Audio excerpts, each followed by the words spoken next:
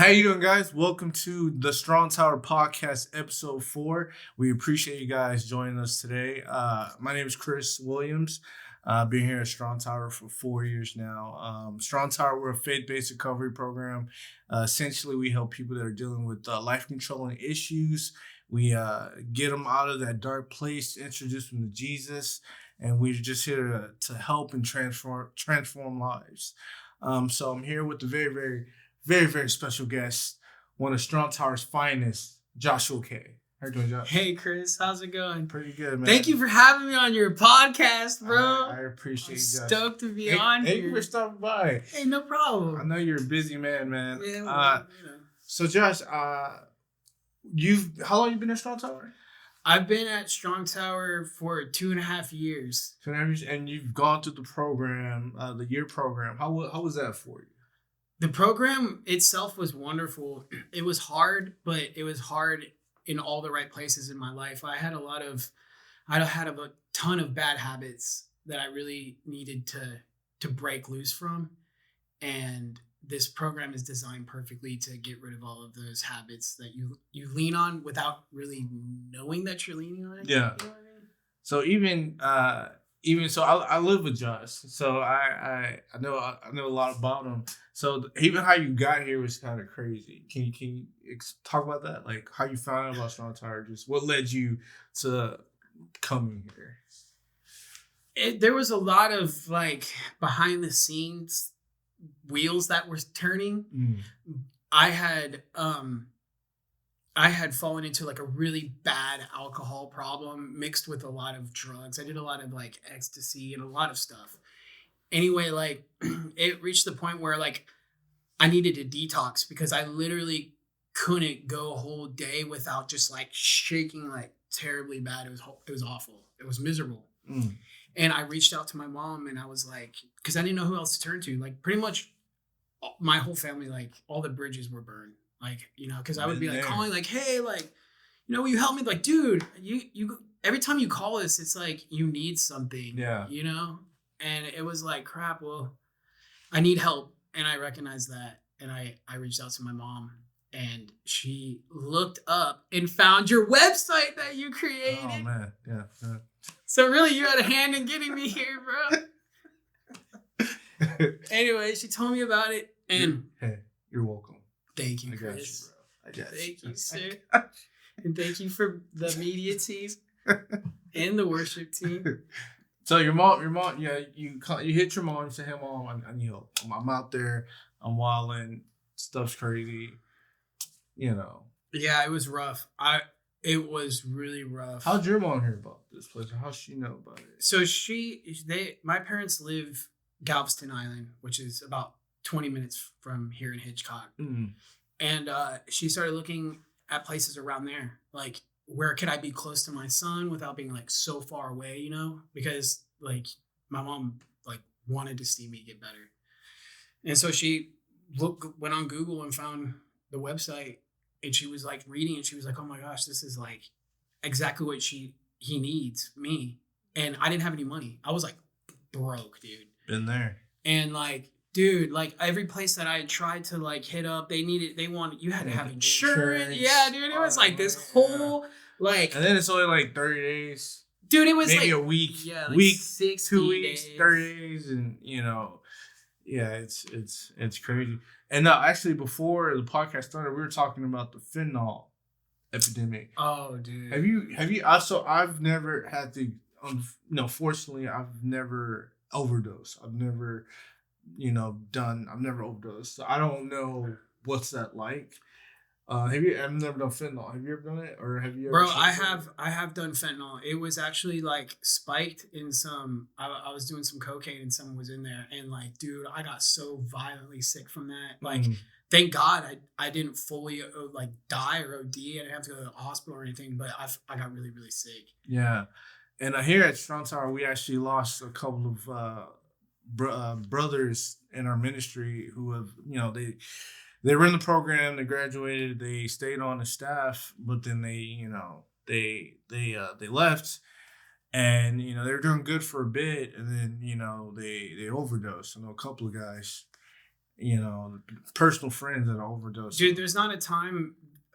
So when I go out on these mission trips to reach other people in different states, there's not a mission trip that has happened yet where a mother or a father or a brother has not personally come up to me and been like, hey, I lost my son. I lost my brother, my sister. And they're like, thank God you're here. Like, you have no idea like how much we could have used this if, my son was still alive. And they're like, man, how can I donate? And I'm just like, dude, like, this is what we do. We outreach to people that, don't really have a voice because they're so locked and stuck in that addiction and that sickness. Because it really is a sickness. It takes you to like a level of like where you're just brainwashed. You think you're okay? Yeah. You're like, dude, I got this all day. But really, everyone around you is like, bro, like, open your eyes, dude. You're like killing yourself. But anyway, like, there's not a mission trip that I do that someone doesn't come up to me and tell me how they lost a loved one.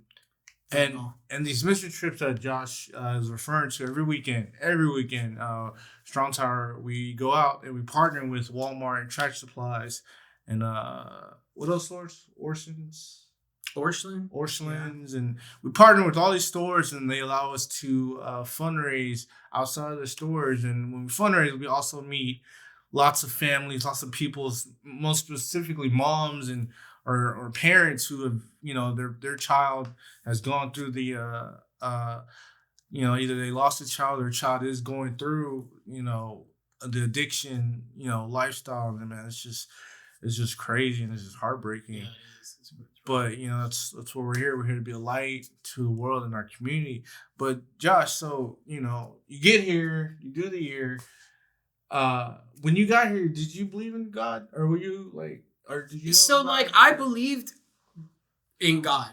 I recognized that there was a God, and I knew about Jesus, but I had not in any way, shape, or form like was following God or even was like going to church, nothing like that at all.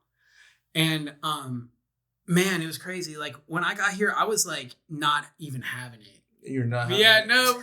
So like, dude, originally like I was like, dude, this like Christianity, man, what is this? This is like some like, like scam, like we're trying to get people to believe that they're going to get healed. Like their legs are just going to like grow back. And it's like, dude, are you kidding me right now? Like, there's no way. But like, like when I sat through a service, it was like the first service that I really sat through when pastor was like teaching it. And I was like on the front row and I was just like, this sucks. And like, dude, he started talking and he was like hanging off the stage and he was like pointing people out. And I was like, dude, what is this, bro? This is intense, man. And like, man, his sermon was so good. It was about like a metaphor for loading your gun with Bible verses so that when you go out on the road, you could stand on the word of God and like you have it locked and loaded. So like when the enemy comes, it's like you're loaded up. And like that analogy like clicked with me. And I was like, dude, and I realized that I didn't even know any Bible verses. Oh man. And like, dude, he like, I guess the Holy Spirit caught wind of that. Yeah. And like told him, because like no sooner did I think that, he turned, he's like, you with all the tattoos right there, do you even know any Bible verses? And I was like, oh, I was like, what? I was like, man, I don't even know anything. And then like he had an altar call after that, bro. And I felt so convicted during that sermon, bro. Like I couldn't even sit in my chair. Like I couldn't. Like I felt like I was gonna explode because I felt like so much like I realized that I was harboring like a lot of like anger and resentment and like I was just like heartbroken, dude. Like it like hit me to the core. And I didn't even know what I was doing, but I ran up to that altar, dude, and I got on my knees and I just started weeping. I was like pouring tears, man. And it was like, it wasn't a cry of pain. It was more like a relief, like a cleansing cry, man. Yeah. And I was like, Jesus, God, if you're there, like save me from this. And bro, like I got it from that, and like all of those, like all that anger I'd been carrying around and regret was like gone from me, bro. Like instantly I stood up and I was like, dude, I feel light, bro. Like, it was amazing. And I was like, dude, there's something to this, man. And like the worship team, like the songs they were playing, it just like touched a part of my soul that I didn't even know existed. It was like I came alive. I was like, There it is. ah. Yeah, it was awesome. So, for anyone that may be, do you have any advice, I guess, for anyone that, is probably listening, is probably going through it, was in that dark spot that you were in? Like, do you have any advice for them? Dude, most definitely. Get on your knees and ask God to intervene on your behalf. Literally get down on your knees and just simply say, Jesus, help me. And like, he can't fail. He's going to show up. And when you least expect it, maybe even right there, like he did for me. Like, not only did I realize that he had saved me from all of this like death and destruction and sin, but like he literally took away like my desire to go out and seek drugs, partying, girls, like everything that I thought would fulfill me. Like, he made me realize that that's not what is supposed to fulfill you. It's knowing Jesus and getting closer to God and having a relationship. And that's the only thing that is going to save you from addiction. And I firmly believe that is true. So you said the sermon that, changed it all was when Pastor was talking about loading up. Yeah. Bullets. What's the Bible verse that you stand on? That's your go-to that, what you have a... Ask and the door shall be open, or ask and you shall receive. Seek and you shall find. Knock and the door will be open for you. Whoever asks receives. Whoever seeks will find. And what's crazy? It's so simple. That's one thing about like God and Jesus or the Bible, that you read the Bible. Like, read the Bible, read all of it. It says like, hey, don't do that. Don't do this. Be good. It's simple. It's not even hard. It's just like, hey, don't. You're like, don't do that. You're like, why? Yeah. Like, why can't I? Like, can I please? And they're like, dude, just don't. Well, they even go to Jesus and say, Jesus, what are so we got all the Old Testament, all that, but what give us, like, just give us simple. And Jesus, okay, 2 commandments. Love God with all your heart, and then love your neighbor. Yeah. Like, that's everything. He said everything hinges on these 2 commandments. So it's so simple. So even saying like, hey, ask, yeah, and you will see, like, ask. Like, if you're struggling, if you're out there, yes, if you got something like going on, just ask. Like, hey, God, and deliver me from this. Like, then you gotta seek. Let's look for ways to figure this out. Let's look for ways to deal with this problem, right? Yeah. Knock, call. You have to do something on your part. Yeah. If you don't make that initial step to even reach out to God, like, he's always been there. And it's really not a bunch of things of don't do this and do that. He's like, look, you don't have to live like that. Like, there's all this, and it's all amazing. And you just keep wanting to do that one thing. You're like, dude, hey, just don't do that. But like, it comes down to a place of like, are you really at the end? Like, are you really desperate enough to actually like, just, you're at the end of your rope and your only option is to cry out to God? If you don't ever really like come to that realization that like, dude, I have no other options. Like, God, like, this is it. You're either going to save me or I'm just going to die. Yeah. That's like where real true like change like comes out of. It comes out of that place of like, there's nothing left but you, God. Like, come down and save me. So Josh, you're a man of many talents. I am. Yeah, I think you are. I can make a good hot pocket. Yeah, I put it in the microwave. Yeah, how pogs are? Dude, I know the exact like time to keep it in there. How much? All right, so like, mine's are always cold in the. Yeah. I know a way to get around that. All right, you open it at one end.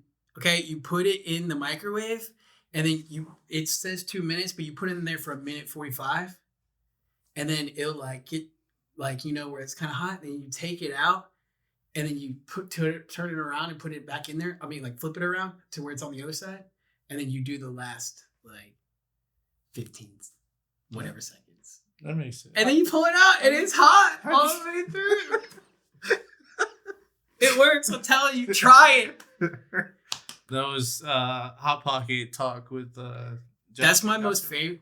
That's the talent that I'm known for. I think. No, you know from many other talents. You draw, Yeah. right? So every once a month, we have a service called Resting Rooms. It's where our worship team gets together and it's a night of worship. We just play worship music. Our worship team, they're fantastic.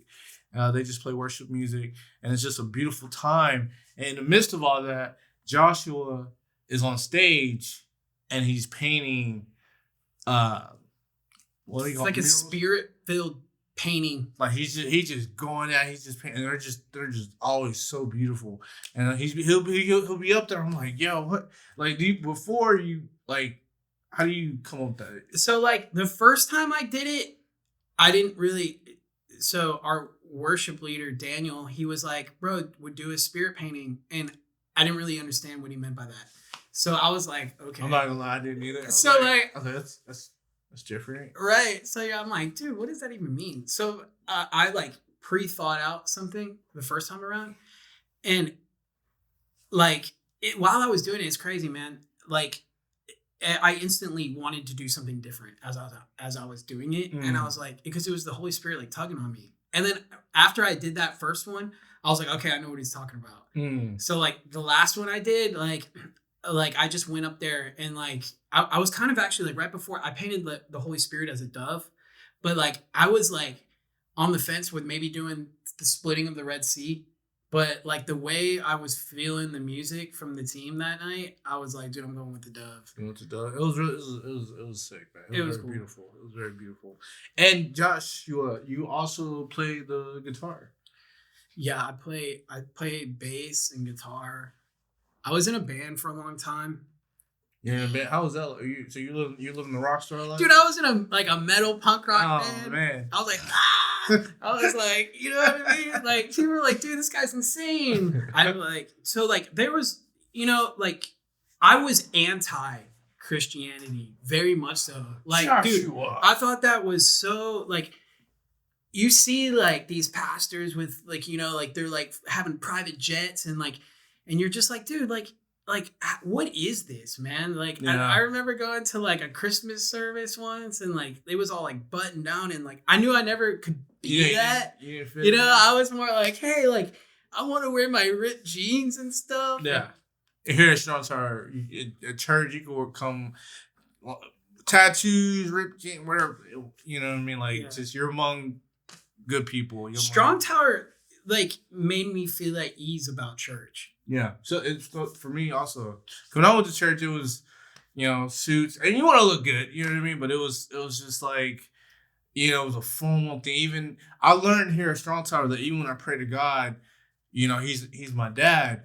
So talk with respect and formally, but also talk like, yo, God, like man, going through it, man. Like you know what I mean? Like I learned to pray like not as and there's no wrong with that. Some people pray like. Thou art, and I just talk to it's God like how old English yeah, slang. I just talk to God how Like, comest thou art, get your sword. You're like, what? What did he just say?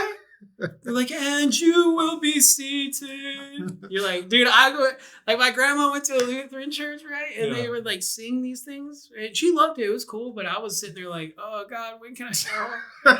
Like, but like Strong Tower was nothing like that, right? Yeah. Like, dude, even the teachers at Strong Tower, like when I was going through it, Miss Cat, dude. You know Miss Cat? Mrs. Cat is our women's director here at Strong Tower. Yeah. But dude, I sat through her class and like, dude, this was before that whole thing when I repented with Pastor. Mm-hmm. And like, she really opened my eyes to like true Christianity and what it like really meant. Cause I listened to her testimony and she has a really good testimony if you've ever heard it. She's been through a lot. And like, we will have her on the podcast very soon. Dude, you gotta have her. That'll be good. You gotta check that episode out. But Teeny? Anyway, yeah, man, she told me her testimony, and I just sat there like baffled, man. After she told me her life story, pretty much, and I was like, dude, if this woman can be a Christian, then like so can I, man.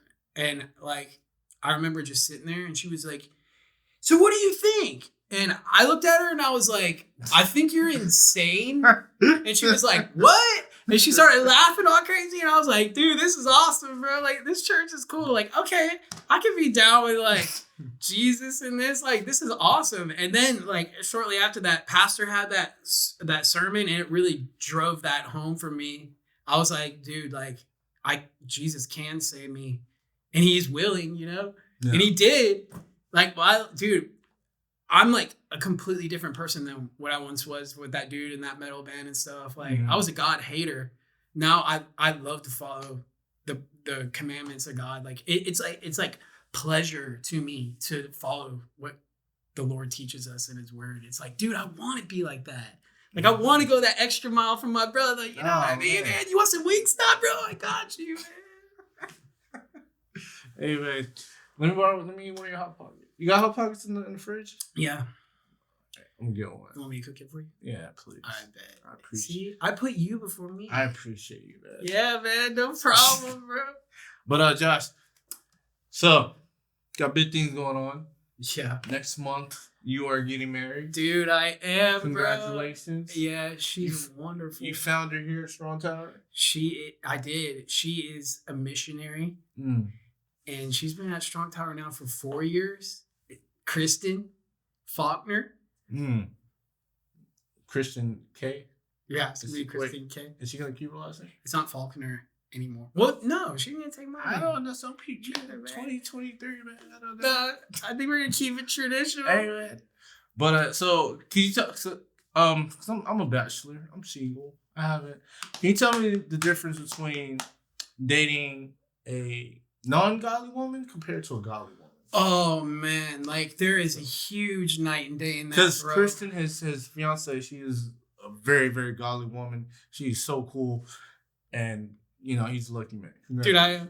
Congratulations. Like she does. She really like listens to the Holy Spirit, and dude, like I prayed and fasted for that woman. It was awesome. Like I'm so glad that I'm like in a place where I can even like think about like trying to start a new family. Because before, dude, didn't have nothing. I didn't even have a driver's license until I got here. Oh yeah. Like God, like dude, God used Strong Tower to like, dude, like completely reshape my life. Like completely reshape it. And like being able to ask her to marry me was like a huge step and like such a blessing. It's ridiculous. When's the wedding? July 23rd. July 23rd. You're gonna be there, right? We'll see. No. Yeah. I was gonna save a place for you, bro.